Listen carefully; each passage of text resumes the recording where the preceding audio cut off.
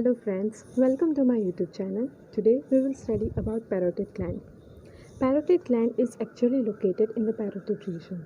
Where is this region present in our body? It is around the ear. It is bounded anteriorly by masseter muscle. Superiorly there lies zygomatic arch. Posteriorly mastoid process is present. Inferiorly the angle of mandible is formed by joining it with the mastoid process. The parotid gland is actually located in the pyramidal fossa.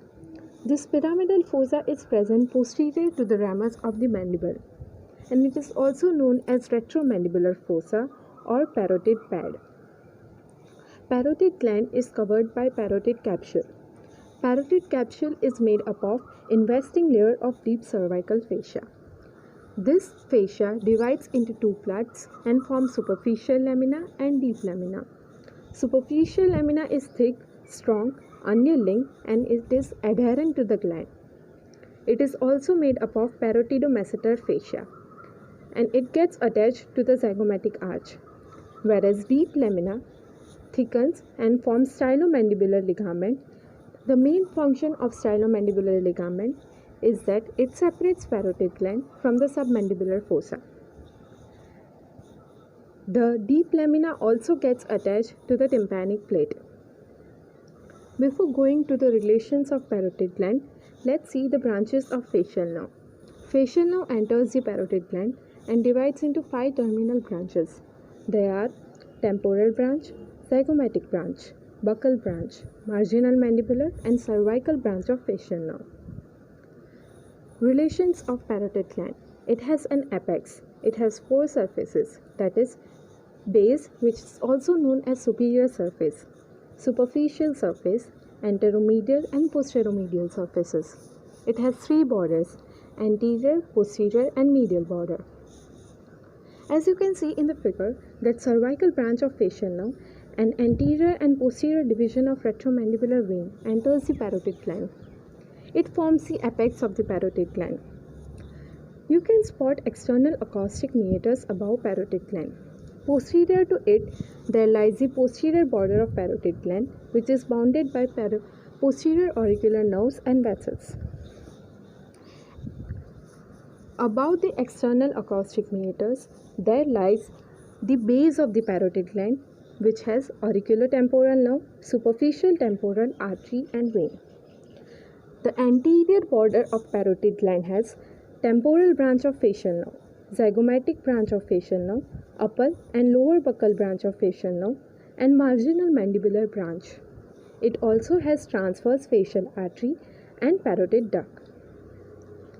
As you can see in this figure, that medial border divides the parotid gland into anteromedial and posteromedial surface with the help of anterior and posterior border respectively. With the help of this figure, we can study the further relations of the parotid gland. As you dissect the parotid gland, you will first find skin, deep cervical fascia, branches of greater auricular nerve, parotid lymph nodes and platysma muscle. Hence, it forms the superficial relation of the parotid gland. Anteromedial parotid gland is bounded by ramus of mandible.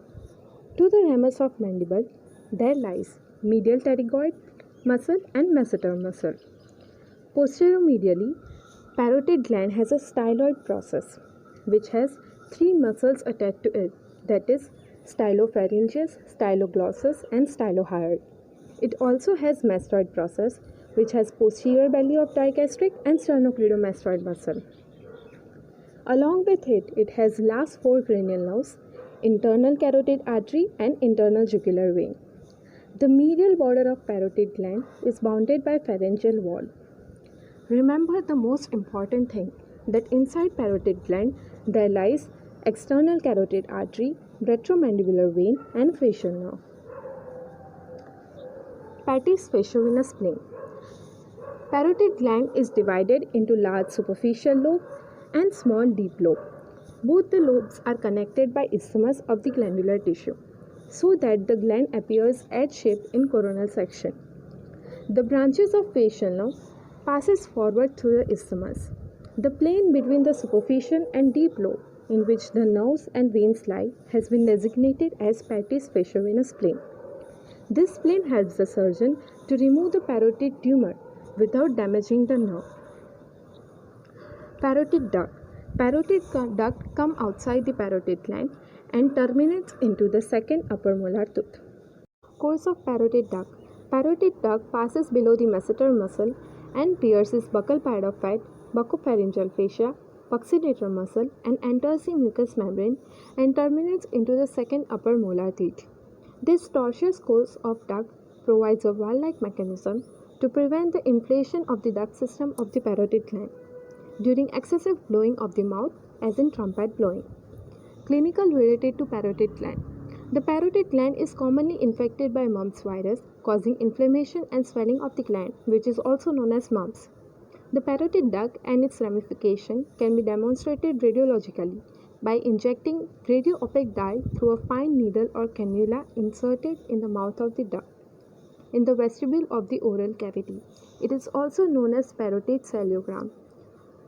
Parotid gland and parotid duct are the main site of formation of calculi or stones. The abscess is drained by a blunt horizontal incision in the parotid capsule, parallel to the branch of facial nerve. It is also known as Hilton's method. Thank you so much for watching this video. If you like it, do share and subscribe my channel for further more videos.